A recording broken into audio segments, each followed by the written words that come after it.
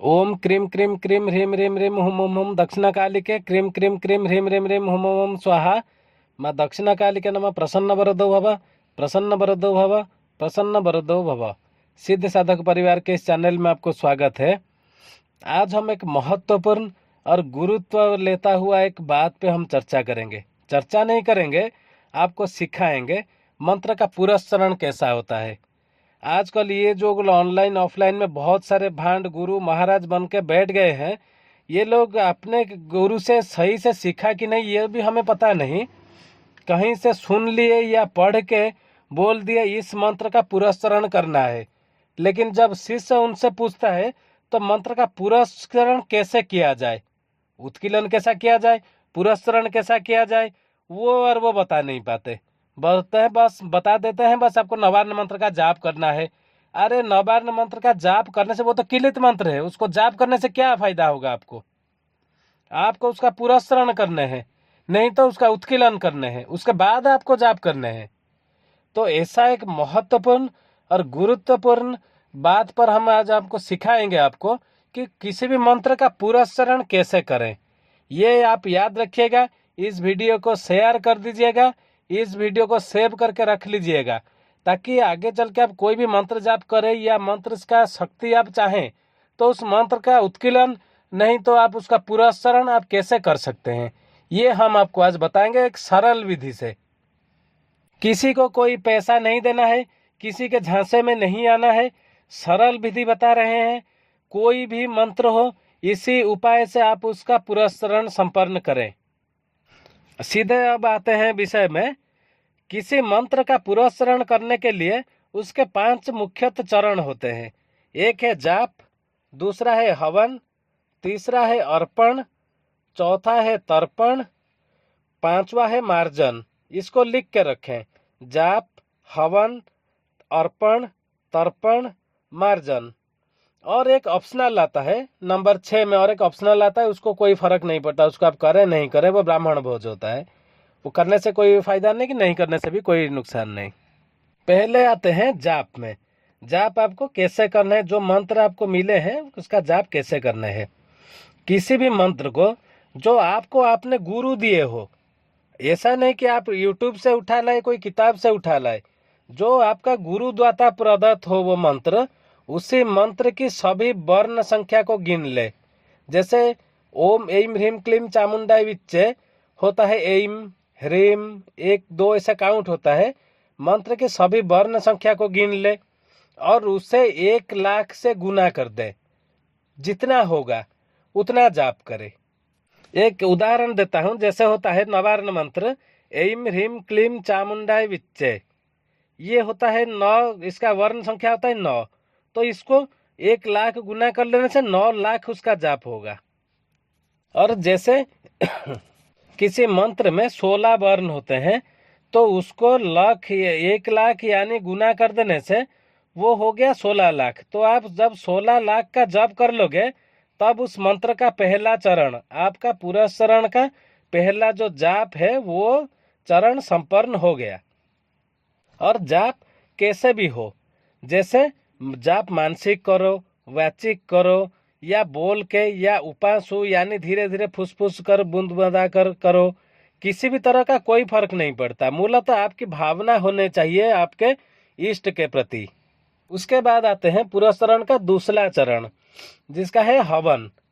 मतलब जिस भी मंत्र का आप पुरस्चरण कर रहे हो, उसके वर्ण संख्या में 1,00,000 गुना कर करके आपने जाप लिया, तो उसी अनुसार अब उसका 10%, यानी मैंने जो मंत्र लिया है, जैसे मान लीजिए 16 वर्ण है, आपने 16,00,000 का जप किया, तो अब हवन कुंड बनाकर उस मंत्र के अंत में स्वाहा लगी, कुछ इधर उधर नहीं, उस मंत्र के अंत में खाली स्वाहा लगा के उसका 10% कम, यानी 16,00,000 का 10% हुआ 1,60,000, उतने आहुतियां आपको देने होंगे। यानी कुल माला हुआ 1482, यानी 1500 माला का हवन। तो उस अभिष्ट मंत्र में स्वाहा अपने मन से जोड़ के जैसे उसका 10% आपको करने हैं। उसके बाद आता है पुरस्चरण का तीसरा चरण, अर्पण। तो पहली बात, अर्पण जो है ना हवन का 10% होगा। यह ऐसा नहीं है कि मूल मंत्र की संख्या जितना जाप है उसका 10% जाप करना है, उसका 10% तो हवन करना है। और जैसे जैसे आप नीचे जाते जाएंगे उसका 10% होता जाएगा। मतलब जाप का 10% आपने हवन किया, हवन का 10% आप अर्पण करेंगे, अर्पण का 10% तर्पण करेंगे, और अंत में तर्पण का 10% मार्जन होगा। तो इसी तरह आपको अर्पण हवन का 10% करना है। तो हमने 1,60,000 का मंत्रों से हवन किया, और 1,60,000 मंत्रों का 10% होता है 16,000, यानी अर्पण हमें 16,000 बार करने हैं। आप लोग बोलोगे हमें पुरस्परण समझा रहा है कि क्या समझा रहा है, लेकिन यही है।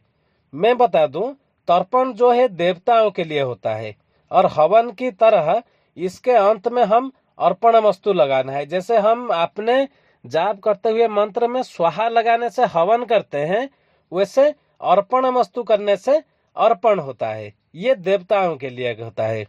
तो दोनों हाथ को जोड़ के अंजुलि बना ले, उसमें जल भर के मंत्र के अंत में अर्पण वस्तु बोल के उंगलियों के सहारे जल को जमीन पर छोड़ देना है। उसके बाद हम आते हैं चारवा चरण में, जो तर्पण होता है। तो जैसा पहले बता दिया था, जैसे जैसे नीचे आएंगे उसका 10% होता जाएगा। तो तर्पण भी यहाँ जितना अर्पण किए हैं उसका 10% होगा।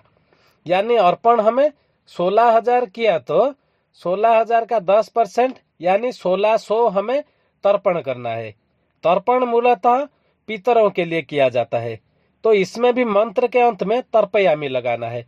जैसे हवन में हम स्वाहा लगाए, अपने जाप मंत्र के आगे स्वाहा लगाए हवन में, अर्पण वस्तु लगाए अर्पण के लिए, वैसे तर्पयामी लगाना है तर्पण के लिए।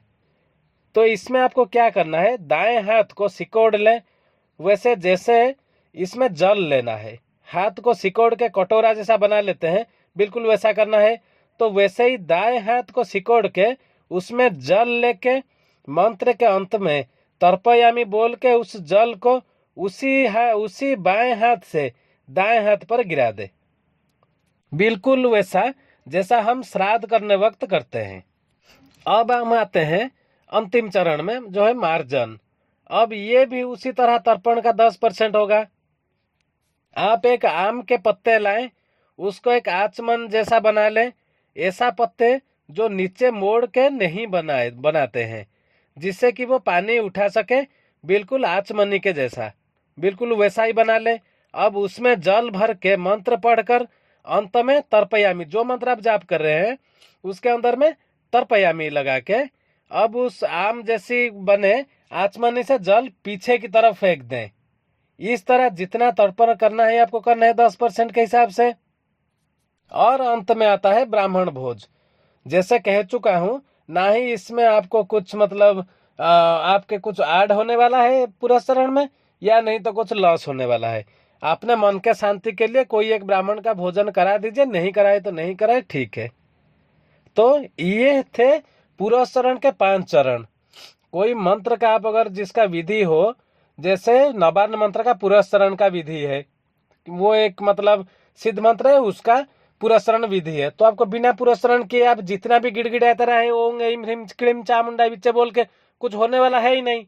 आपको पुरस्चरण करना है तो यही विधि है, यही सरल विधि है। और किसी का ये पैसा दो वैसा दो, ये करो वो करो, मैं कर लेता हूँ, किसी का झांसे में नहीं जाना है, किसी को पास में नहीं जाना है। इस वीडियो को सेव करके रखें। आपने जिसको जो पुरस्चरण कर रहा हो उसको इस वीडियो भी सुना दे, यही विधि से वो कर रहा है या गलत राह पर आपने पांव रख दिया है। और हो सके इस वीडियो को शेयर करें, ताकि जो सरल विधि है, जो सनातनी शास्त्रोक्त विधि है, वो साधकों की तरफ पहुंचे, लोगों के पास पहुंचे। आज के लिए बस इतना ही था। ओम क्रीम क्रीम क्रीम ह्रीम ह्रीम ह्रीम हुम हुम हुम दक्षिणा कालिके क्रीम क्रीम क्रीम ह्रीम ह्रीम ह्रीम हुम हुम हुम स्वाहा। मैं दक्षिणा कालिके नमः। प्रसन्न वरदो भव, प्रसन्न वरदो भव, प्रसन्न वरदो भव। सिद्ध साधक परिवार में आपका स्वागत है। इस चैनल को आप सब्सक्राइब जरूर करें और ये वीडियो को आप तो शेयर करें ही करें। आप अगर सच्चे सनातनी हो, धर्म की रक्षा के लिए, लोगों को गलत मार्ग से बचाने के लिए आप इसको शेयर करें ही करें ये वीडियो को।